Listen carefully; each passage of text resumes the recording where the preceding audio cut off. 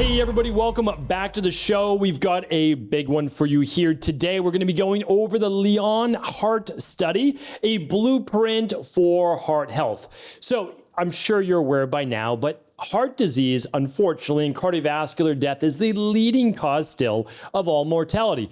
It is one of the biggest reasons, if not the biggest reason, why, unfortunately, humans are dying on average in their 70s rather than well into their 80s and 90s. So what I'm saying is this: the average individual really can live to their late 80s, early 90s by being able to pivot away from a lot of these top causes of mortality, which are essentially cardiovascular based. Even type 2 diabetes affects the cardiovascular system. So this is really a groundbreaking study. Of course, I'm going to link up to it, but this was not a survey-based study, or this was not something that was just looking at some half-hearted facts. This was a randomized controlled study that found huge implications based on what you eat. So you'll often hear your PCP or doctors or other individuals say, it doesn't matter what you eat. It's really just about your genetics.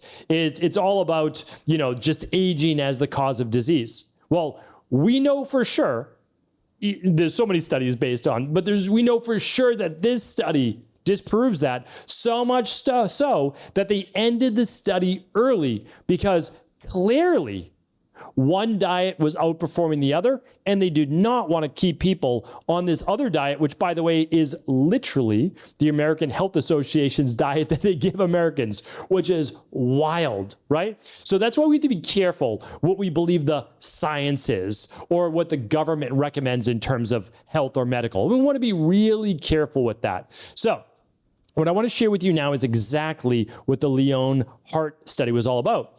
And essentially what they did was they randomized a group. It was about 500 people. Then they split them in two, and it was by random.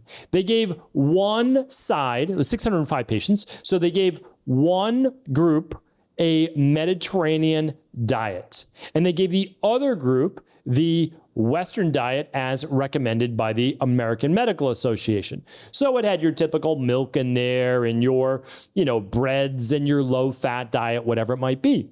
And one other interesting note, and this is important, is that all of these individuals were the most susceptible to heart attacks and heart-based disease because they had had a previous heart attack. So all of us, by the way, are susceptible to heart disease. That's why 1 out of 2 people die from it, unfortunately. But these individuals, even more susceptible. Now, there is different discrepancies as to when they closed off the study. It looks like about 27 months, but continued to follow up for a period of 46 months, the total duration. And here's what they found. I'm going to cut right to the chase, and then I'm going to give you the diet that they were on. It reduced a second heart attack, meaning the Mediterranean group, the Mediterranean style group, reduced a second heart attack by about 70%. So it could be anywhere from a reduction of 50 to 70%, but they looked at it as around a 70% reduction, which is a wild statistic. Remember I shared with you before that one of the best research that we have is over 22,000 Finnish men, decades-long study on using a sauna 4 to 5 times a week for just 19 minutes. Okay, 19 minutes a day, 4 to 5 times a week, reduced essentially heart disease by 63% and all-cause mortality by about 42%. Okay, this diet reduces heart attacks by about 70%.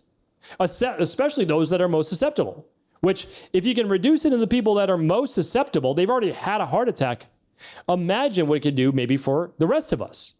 So now let's look at, because again, you want these results, trust me. And that is why I know this is going to be challenging, because so many people on social media see all these individuals and all they're eating are ribeye steaks 3 times a day. Well, I'm telling you right now, there's no evidence that stacks up against the Mediterranean diet in a head-to-head that shows 3 ribeyes a day or red meat 3 times a day beats the Mediterranean diet.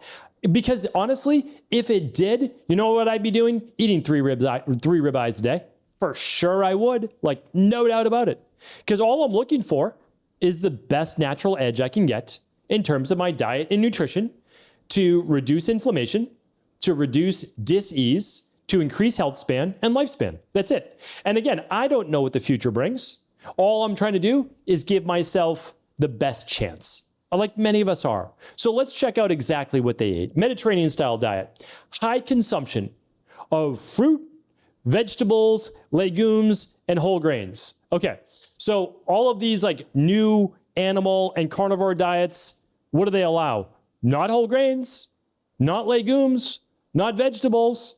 They're all of a sudden saying animals eat fruit, which is really unimaginable as well. Like a carnivore does not eat fruit, just kind of putting that out there. Sure, every once in a while, if they're starving, they might eat something, but they really don't, even if they're starving to death, because their bodies don't process fruit sugar in that way. Okay? So anyway, I don't want to get down that rabbit hole. Main portion of the diet, fruits and veggies, legumes, and whole grains. All right. Instead of a lot of saturated fats, they're consuming olive oil. Now I know I already hear it, saturated fats don't cause heart disease, et cetera, et cetera. Well, we know in at least 26% of the population, I don't know if you know what part of the population you're in, but 26%, ApoE genotype 3-4 or 4-4, they don't process saturated fats very well. And it leads to then more inflammation in their arteries and their brain. So again, I want to be careful with, what we just lump everybody all together. So the sources of protein though, were more poultry and fish and less red meat. Can you eat some red meat? The answer is yes. Should you eat 3 ribeyes a day? The answer is no, not if you want these results. They used olive oil and nuts and seeds as their fats, besides the fish and whatever comes in the poultry. Really important. And then also very little alcohol, but they still allowed moderate wine consumption. So that's the Mediterranean diet, right? It doesn't have to be all breads and everybody jumps right away. The Mediterranean diet is all breads and pastas. It's not, right? So the Mediterranean diet is whole grains, legumes, veggies, fruit. And this is essentially this is 90% of my diet right here. So do I eat a lot of bread and pastas? No. Truthfully, I don't. I don't eat a lot of bread. I don't eat a lot of pasta. It is my favorite flex meal on the weekend, and I very much enjoy it. But that's not usually my Monday through Friday, that's for sure. I'm eating veggies. I'm eating maybe some rice or purple potatoes, sweet potatoes, etc. And then I'm having a protein such as fish, such as chicken or turkey or whatever it might be for the most part. And yes, every once in a while I have some red meat because I also very much enjoy it. I have some eggs. So it's not in moderation. It's predominantly fruits, veggies, legumes, and whole grains. I don't do a lot of nuts myself, but they are very healthy for you. They don't agree the best with my body. And olive oil is my main source. And it's been like this for well over 15 to 20 years. So anyway, I wanted to share that with you because that's what the people ate on this study that didn't just outperform in a head-to-head a little bit, right? Versus the American Heart Association. So don't want to get this confused because people will say, well, it's a standard American diet and they're just eating at McDonald's or fast food every day. No, that wasn't it. They were following the standard American diet where you could have whatever red meat you wanted, dairy, whatever you wanted, just regular breads, things like that. And so it's not. It was actually different, right? So it was American Heart Association healthy, in air quotes, diet versus Mediterranean style diet. The Mediterranean style diet, just like it does every single time in research. I mean, there are thousands of studies on the Mediterranean diet, thousands, and it outperforms every time. It's literally the best foundation of a diet we know. And then just if you have food sensitivities and you can't do grains, totally understand. You can remove those. You could do purple potatoes instead, sweet potatoes that are not of the same family, as just like a white potato if you don't do well with those. And so there's other ways around this. And so, what we're looking for is how can you take the best of and adapt that for you. That's honestly what it's about. All right, so now I just want to give you some easy tips. You want half your plate to be veggies at least your lunch and dinner. Think of it that way, 2 to 3 cups. Could be some lettuce, it could be broccoli, it could be cauliflower, it could be carrots, just some brightly colored veggies at that meal. And then if you're someone that's at about the right weight for you or looking to gain some weight, you can add a healthy starch. And again, that might be purple potatoes, sweet potatoes, it might be rice, it might be oats, it might be like whatever you're looking to do. And then a quarter of that plate is basically protein. And that could be fish, 6 to 8 ounces of fish or chicken or poultry. And it's 50 grams of protein. You don't need more than that. That's plenty, right? 6 times 6 is going to be 36. 6 times 8 is 48. So you're going to get about 36 to 48 grams of protein plus the protein a little bit in potatoes or rice or those types of things. So again, you're getting plenty of protein. Like it's not that you're not. Like again, I love ribeyes like the next person, but you don't need a ribeye every day in order to be able to get your protein in. And I'm specifically choosing a ribeye, one, because it's delicious, but two, it's loaded with fat. Right? And even if it's from a grass-fed animal, it's still loaded, still got a lot of fat. So anyway, just something to think about, right? And maybe think about, do you need to add a stick of butter, on top of that ribeye that a lot of people are doing? So again, it's things to think about, because I err on the side of do no harm, right? That's what I made my pledge to. And so again, I prefer olive oil over a lot of these things. But having said that, we have grass-fed butter in my house. There's no doubt about it. Do we have margarine? Of course not, right? That's not coming in my house. Okay. What else do I want to talk about? When you can, choose fish over meat a couple times a week. Try for 2 to 3 times a week. Be a nice little compromise, right? Go for some wild salmon, some wild trout, and any clean fish, even if it's not a high omega-3, just go for a clean fish. Another one, I know a lot of people, they get worried about whole grains, but I shared a previous show. The 3 things that enabled people to be healthier and cut back on dis-ease and live longer was legumes, whole grains, and nuts. And truthfully, it was 1 handful of nuts a day.